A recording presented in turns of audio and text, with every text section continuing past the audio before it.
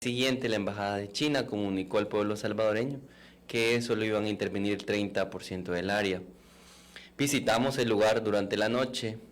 Lo que encontramos fueron cercos policiales limitando el acceso en la vía pública para que no pudiéramos ser observadoras de lo que estaba sucediendo durante la noche. Esa misma noche el MOB lanzó una campaña de desinformación diciendo que el CIFCO no se construiría en El Espino. Sin embargo, los documentos oficiales, el decreto 361, menciona directamente la finca El Espino, que es parte, o el resto de la finca El Espino, es una parte que sobrevive todavía. Son más de 55.000 metros los que se van a intervenir. Y en ese contexto, al día siguiente, lo informamos a la ciudadanía y medios independientes fueron a verificar el área y pues lo que vimos fue desastroso, una tala indiscriminada. Los testigos nos informaron grabaron videos de los animales, mapaches, entre otros, que salieron huyendo del lugar. Y las imágenes son desgarradoras, prácticamente no quedó ningún árbol en pie. Y los medios que quisieron seguir cubriendo la noticia, algunos se ha visto que han sido restringido el acceso a ese lugar directamente. Y justamente algunos periodistas han logrado capturar en video lo que ha pasado. Los árboles que todavía no han podido ser removidos, algunos los han cubierto con plástico negro, como si fuera una escena del crimen, como tú decías, un ecocidio. Y en ese contexto, nuestro movimiento lanzamos un comunicado el 31 de mayo, en el cual pedimos perdón, pedimos perdón a la naturaleza, a los árboles caídos esa noche, que no sabemos cuántos son. Algunas personas dicen que pudieron ser alrededor de 10.000. Pero no estamos seguros porque no hay un estudio de impacto ambiental. El MOB no ha declarado cuántos árboles han caído, no se ha dicho exactamente. Lo que sí es que han prometido sembrar 20.000 árboles, pero no dicen cuántos talaron. Algunos que consideran el espacio que es alrededor de 22.000 árboles que habitaban en esa zona, no sabemos si son también 20.000, porque eso está en reserva. Pero talaron el espino de noche y la ciudadanía está exigiendo respuestas. Y nosotros lanzamos el comunicado en luto por el espino, por la vida que habitaba ese lugar, que también es nuestra vida, y que es una zona de recarga hídrica, es el agua de San Salvador. Entonces, la ciudadanía, las juventudes, y en esta campaña hemos logrado más de 500.000 de firmas para detener esta construcción. Lastimosamente, se nos ha negado audiencia en la Asamblea Legislativa, y la presidencia ha ignorado nuestras peticiones. Entonces, en ese contexto nos encontramos, y lo que estamos haciendo ahora, siempre recaudando firmas, pero ya no con el ánimo de prevenir el ecocidio, como lo mencionabas tú, sino con el ánimo de exigir justicia y que no vuelva a ocurrir otra vez. Sabemos que hay diferentes conflictos en el país que están siendo visibles por la población, y estamos recibiendo decenas de denuncias de diversos lugares del país en donde hay proyectos urbanísticos que están destruyendo y atentando con la naturaleza. Podría ir profundizando sobre las consecuencias, pero ya lo vamos a ir hablando. Bueno, gracias John por haber introducido la temática de la lucha social de las juventudes ante el cambio climático con este importante acontecimiento de ecocidio de la finca El Espino. Y bueno, pues como las y los diferentes expertos en cambio climático, en medio ambiente, en ecología, lo han venido diciendo de las implicaciones que tiene la destrucción de la finca El Espino. Así que cuando exista algún desastre en el futuro por no haber escuchado de manera pertinente las recomendaciones de las y los expertos en estos temas, ya sabemos quiénes serán las y los responsables de lo que suceda en el futuro. Y bueno, pues con este contexto y teniendo como telón de fondo el Día del Medio Ambiente, que es este viernes 5 de junio, comencemos ya a hablar propiamente de la lucha social de las juventudes ante el cambio climático. Y lo primero que deseo que hablemos, John, es sobre por qué las juventudes se han convertido en protagonistas en la lucha contra el cambio climático. En primer lugar, porque los números no mienten. Hay alrededor de 120 millones de personas jóvenes entre los 16 y 24 años en el mundo hoy, y todas estas personas jóvenes van a sufrir las consecuencias más devastadoras de la crisis ambiental que nos estamos enfrentando ahora. Y algo también importante, que esta crisis ambiental no solo es del medio ambiente, sino que es una crisis de justicia, en donde las juventudes no están siendo escuchadas y sin embargo van a pagar las consecuencias de decisiones que ellas no tomaron para su bienestar.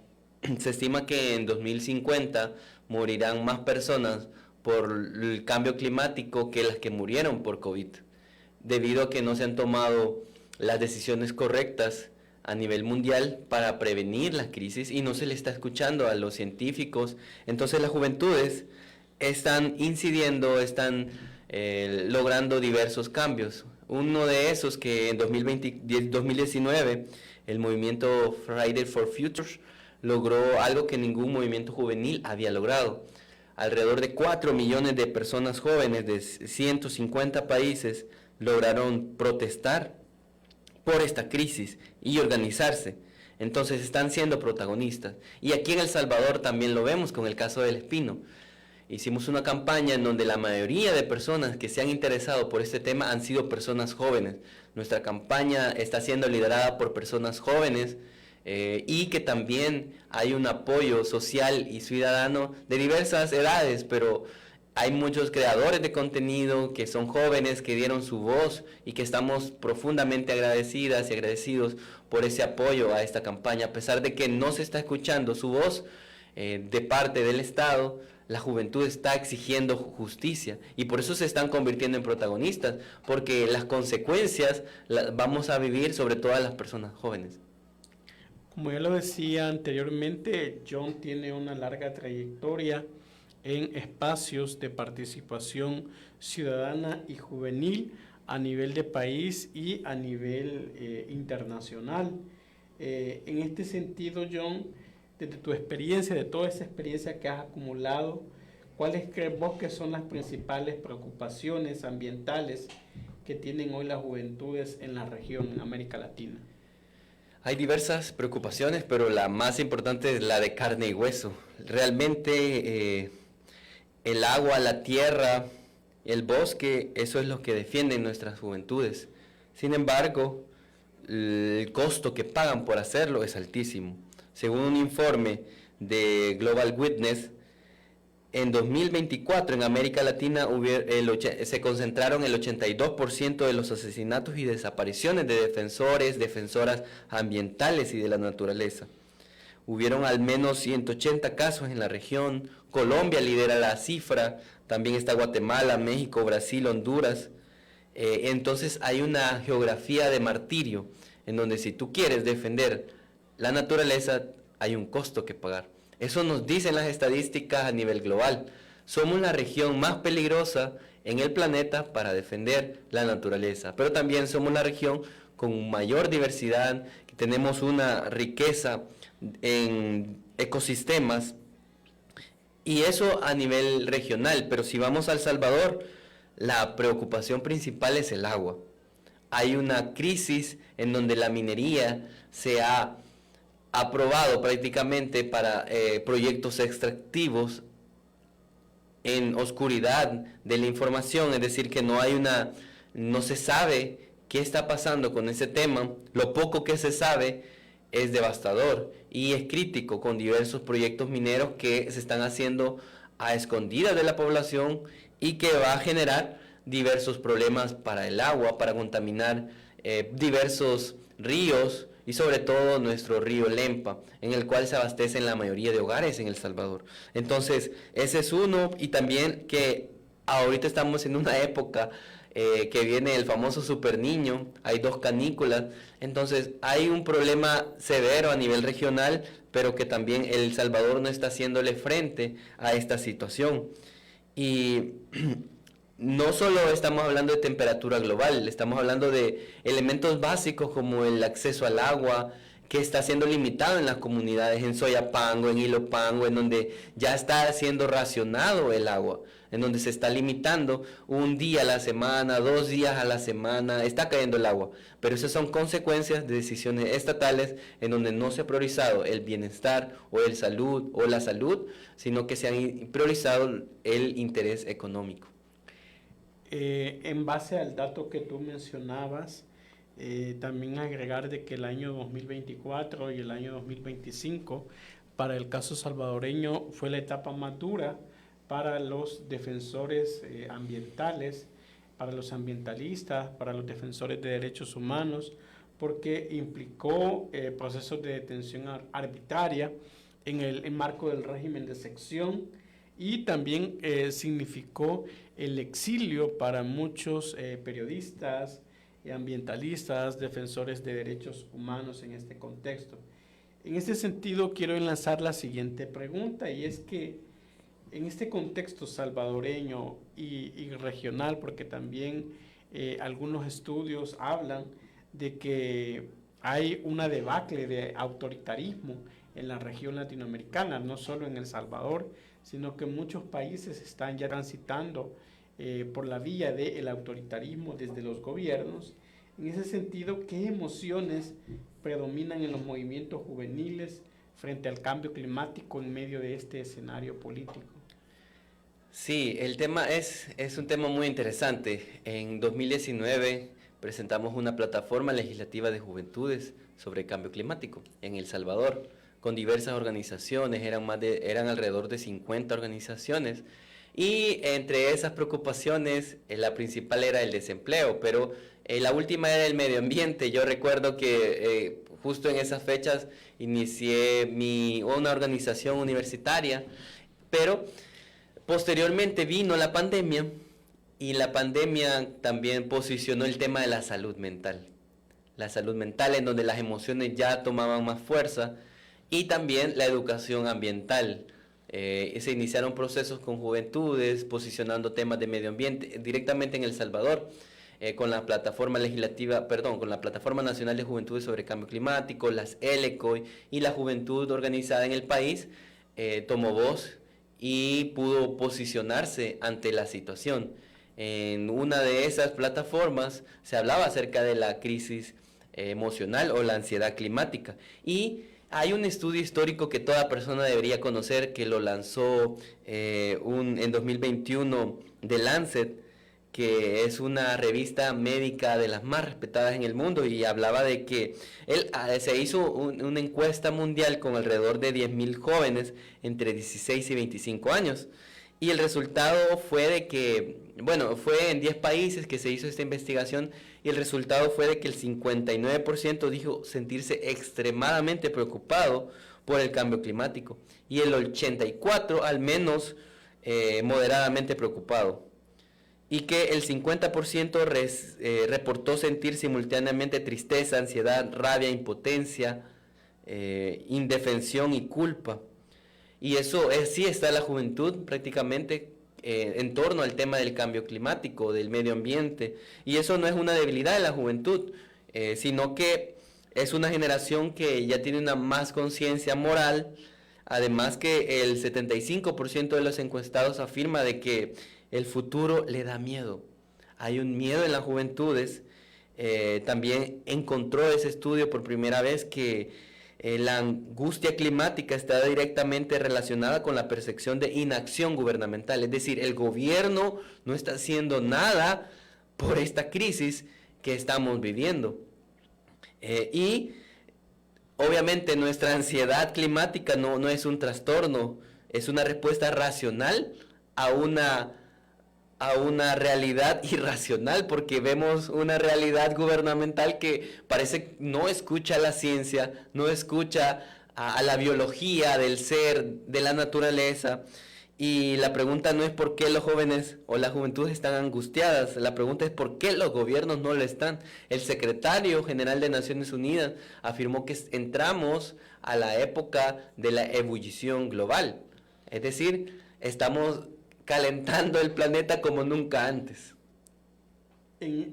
Otra de las cosas, John, es sobre, como ya mencioné, pues nuestro planeta está en diferentes puntos de crisis política, hay una crisis económica por guerras que hay en otros países, que esas guerras pues tienen repercusiones en la economía mundial y regional. En los países hay procesos bien complicados. Para el caso salvadoreño pues tenemos que las organizaciones de sociedad civil han sido sometidas a la ley de agentes extranjeros. El régimen de excepción es una de las cuestiones preocupantes para el ejercicio del derecho a la organización. En este sentido, ¿qué retos consideras tú que enfrentan las juventudes para organizarse socialmente en defensa del medio ambiente? En primer punto, como ya tú dabas un poco de contexto a nivel nacional, pero digamos a nivel regional, es la precariedad estructural. ¿Qué significa esto? Es que a pesar de que son actores clave las juventudes son las que enfrentan mayor tasa de desempleo, de pobreza, de discriminación, ya sea por la edad, por la falta de acceso a financiamiento, experiencia. También algunas personas jóvenes no tienen educación o protección social.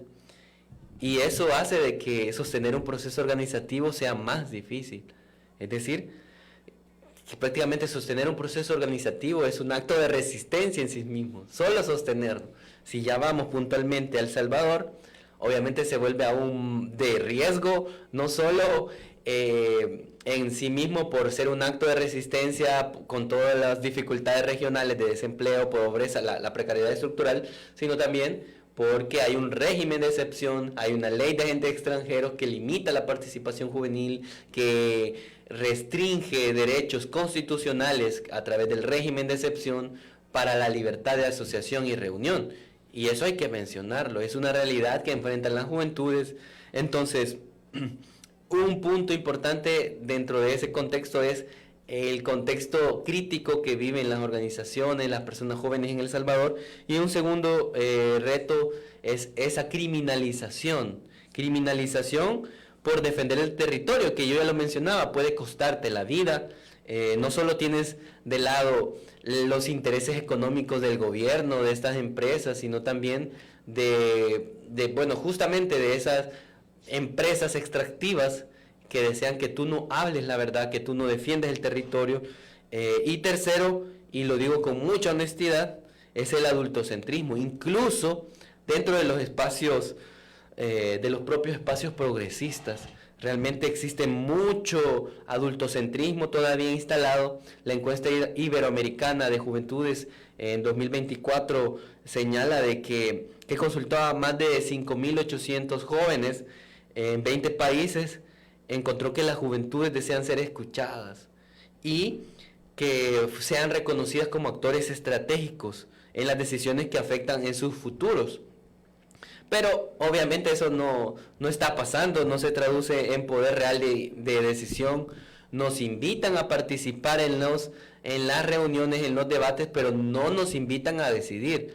Nos aplauden en los escenarios, nos felicitan, pero cuando se trata de decidir, no nos dan el poder para decidir. Entonces, de hecho estuve en la COP en Brasil el año pasado y había muchos foros, muchas decisiones que se tomaban y nos invitaban a hablar, pero no nos invitaban a decidir. Yo hablé en algunos foros, pero no pude decidir. No podíamos decidir sobre el futuro que nos va a afectar principalmente a las juventudes. Entonces, ese es un punto importante que también es un reto que enfrentan las juventudes para organizarse y para hacer valer su voz.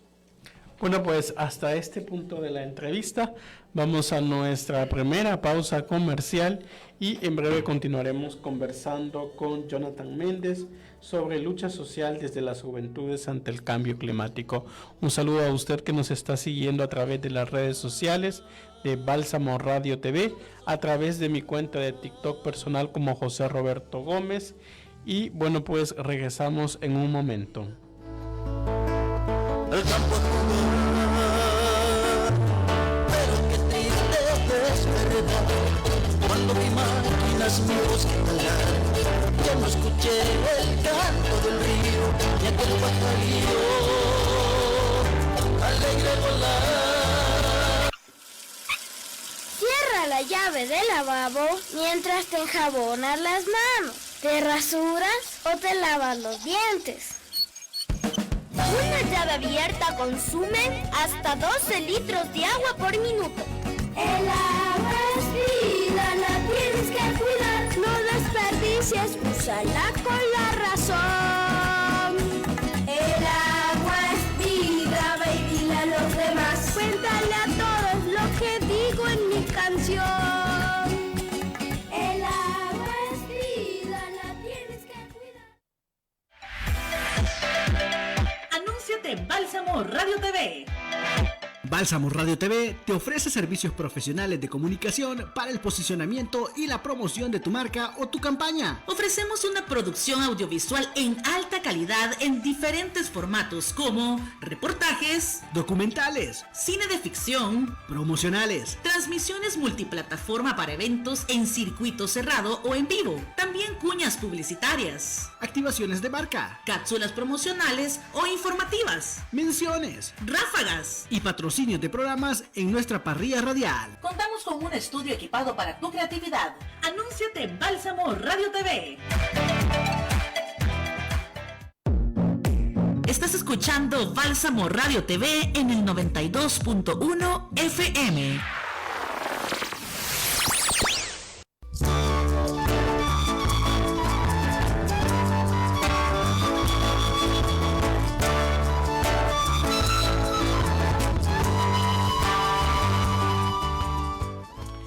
Bueno, pues después de esta breve pausa comercial, continuamos con su programa Un Paso a la Inclusión cuando son las 9 de la mañana con 42 minutos. Un saludo a usted que recién nos sintoniza a través del 92.1 del FM y a través de las diferentes plataformas de redes sociales en las cuales estamos transmitiendo en vivo. Un saludo a usted que nos está siguiendo a través de mi cuenta de TikTok personal como José Roberto Gómez. Esta mañana pues he estado conversando con Jonathan Méndez. Él es un activista ambiental y defensor de derechos humanos y hemos estado hablando sobre la lucha social de las juventudes ante el cambio climático. En el bloque anterior, Jonathan nos hablaba sobre por qué las juventudes son protagonistas ante la lucha del cambio climático. Nos hablaba sobre las principales preocupaciones con evidencia científica, con datos sobre las principales preocupaciones de las juventudes en América Latina ante la lucha ante el cambio climático. También nos hablaba Jonathan sobre emociones que predominan en los movimientos juveniles siempre en esta lucha, y hablamos también a nivel de, nos hablaba él, a nivel regional y de El Salvador, de los principales retos que enfrentan las juventudes cuando se quieren organizar ante la lucha del cambio climático y la lucha ambiental pues en general, ¿verdad? Ahora, Jonathan, en este segundo y último bloque, hablemos un poco sobre el papel de las redes sociales. Vivimos una era de la tecnología, incluso nos hablan de la cuarta era, ¿verdad?, de la humanidad, donde hay un predominio de las redes sociales, hay una información enorme que circula en nuestras redes, sobre contenido muy bueno, ¿verdad? Sobre luchas que realizan las juventudes, diferentes sectores sociales. Hay una infinidad de información, pero en medio de todo de este mundo de redes sociales, ¿qué papel juegan estas en la movilización organizativa de las juventudes ante el cambio climático? Esta es una pregunta clave. Las redes sociales se convierten en lo que fue la imprenta para la reforma. ¿Por qué? Porque las redes sociales democratizan la palabra. Tú puedes poner en tu red social tu comentario, tu crítica y hacer videos, hacer análisis. Mencionaba al inicio de la entrevista a Friday for Future de Greta Thunberg, que inició siendo un movimiento de jóvenes, de estudiantes marchando, y posteriormente pues a través del apoyo viral que se hizo en las redes sociales se unieron más jóvenes en diversos países y llegaron casi a 6 millones de personas marchando digitalmente.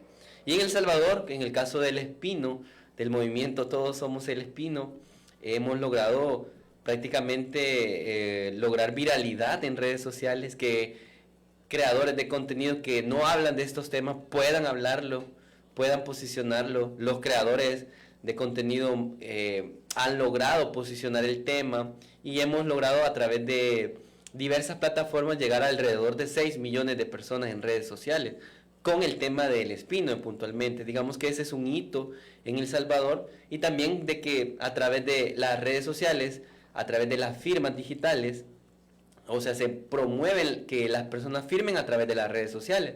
Entonces ya hay en las plataformas, se ha logrado medio millón, y contando las físicas también, pero hay como 400,000 que son digitales. Entonces, en ese sentido, las redes sociales juegan un papel fundamental para poder expresarnos, pero también algo que notamos es que el algoritmo premia la emoción sobre el análisis. El algoritmo premia el conflicto sobre una propuesta real. Entonces a la gente le mueve más esa emoción del enojo, por ejemplo, que es una de las emociones que les gusta mucho, o el conflicto, más que una propuesta concreta, un diálogo. Y las redes sociales nos dan visibilidad, pero la organización real se construye en el territorio. O sea, se construye con la gente, en la asamblea, visitando el territorio, en la confianza cotidiana entre las personas. Si no, el activismo se vuelve un activismo como fuego de tusa, como le decimos, o fuego de paja, ¿verdad? Entonces, es importante, las redes sociales juegan un papel muy importante, pero no debemos limitarnos ahí, sino tener acción territorial. Eso es de las cosas más importantes. Entonces, como mencionaba, las redes sociales sirven y podemos ver diversos ejemplos de esto. Bueno, ya hemos hablado sobre los retos que enfrentan las juventudes para organizarse. Ahora hablemos sobre los obstáculos. ¿Cuáles consideras tú que han sido los mayores obstáculos que enfrentan las juventudes en procesos de lucha social ante el cambio climático a nivel de la región, ¿verdad? Y a nivel de El Salvador también. Sí, ya lo mencionábamos, lo externo, pero vámonos algo más allá de lo externo, algo que muchas veces no se nombra, y es el agotamiento. El agotamiento, más del 45% de los jóvenes en el estudio de Lancet que mencionaba, afirma que la preocupación por el cambio climático afecta negativamente su vida cotidiana y su funcionamiento. Imagina sostener todo eso mientras intentas buscar trabajo, enfrentas pobreza, discriminación, violencia, amenazas si te involucras en temas sociales, criminalización. Entonces, y que luego el discurso se enfatiza o como el discurso nos infantiliza, nos mira de menos, hay adultocentrismo, nos llaman a veces de idealista. Es que la juventud es idealista. No sé si has escuchado esa frase alguna vez. La juventud es más idealista, y nos señalan de que no tenemos propuestas técnicas, entre otras cosas. eso es parte del adultocentrismo y que a veces hasta en personas jóvenes se escucha.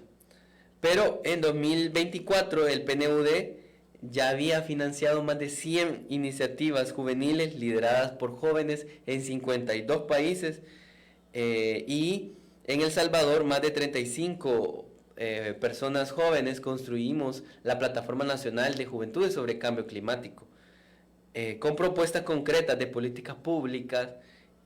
Tenemos propuestas, lo que no tenemos es poder para implementarlas, y ese poder es un obstáculo real. Uno de los obstáculos mayores, aparte del agotamiento, también el tema de financiamiento, a pesar de que haya financiamiento en algunas iniciativas, pero no se nos escucha. De hecho, por eso el título de nuestro comunicado en Todos Somos el Espino era medio millón exigen respuestas. Medio millón de personas está exigiendo respuestas porque ha habido silencio estatal a medio millón de personas, que representa el 10% de la población, un 12% por ahí de la población adulta del país. Imagínate que no se le está escuchando. Entonces queremos respuestas, pero sí es un obstáculo, entre otros también, ¿verdad? Que ya los hemos nombrado, que está el régimen de excepción, entre otros también. Ya para ir aterrizando nuestra conversación, John, ¿qué significa luchar y resistir en tiempos de crisis política, económica y climática para las juventudes organizadas ante el cambio climático? Pues significa mucho. Personalmente para mí ha significado conectar con la gente, con lo que sufre el pueblo. No, desde el privilegio muchas veces uno se nubla a la realidad que vive la sociedad salvadoreña. Entendemos que hay diversas crisis de salud, crisis de agua, crisis de educación, crisis ambiental, hay una crisis ecológica. Entonces, para mí significa aprender a sostener varias verdades al mismo tiempo, de forma simultánea, que estamos agotados, pero seguimos, que el sistema nos hace daño, pero tenemos capacidad de propuestas, lo estamos haciendo, que el horizonte parece oscuro, como mencionaba al inicio de la entrevista, que en 2050 morirá más gente por el tema ambiental que por la pandemia. Entonces, y que las decisiones que se están tomando están siendo para construir próximas tragedias, como por ejemplo talar árboles, es eso, es construir una próxima tragedia. Entonces, esas múltiples crisis lo que llevan es a despertar y poder resistir, que también resistir es un acto espiritual, político y colectivo, porque no se trata de resistir solo yo, sino en unidad, en colectividad. Y no resistimos porque tengamos todas las respuestas, porque sabemos todo, sino resistimos porque es lo que nos queda, porque el silencio es ser cómplice. Tenemos que resistir como juventudes, porque el callar nos vuelve cómplice. Y bueno, pues con esta bonita reflexión de Jonathan Méndez, damos por finalizado su programa Un Paso a la Inclusión, no sin antes recordarle que si usted quiere seguir luchando y resistiendo ante el cambio climático, ante el ecocidio, de las diferentes formas de ecocidio que hay en nuestro país, que es responsabilidad de la clase política y del poder económico salvadoreño, pues no se pierda, participe en la próxima caminata ecológica este viernes 5 de junio, pues, saliendo del Parque Cuscatlán hacia Plaza Cívica a partir de las 7:30 de la mañana. Le esperamos en ese importante espacio de lucha y resistencia para defender a la madre naturaleza. Bueno, pues de esta manera damos por concluido su programa Un Paso a la Inclusión, este programa que es gracias a la fina cortesía de Bálsamo Radio TV. Y bueno, pues gracias, John, por haber estado en el programa Un Paso a la Inclusión. Muchas gracias por la invitación y es un placer. Y bueno, pues si usted no pudo vernos y escucharnos esta mañana, recuerde que el programa va a quedar allí colgado en las redes sociales y también Bálsamo Radio TV lo retransmite el próximo miércoles en horario en retransmisión. Pasen todos y todas un feliz día.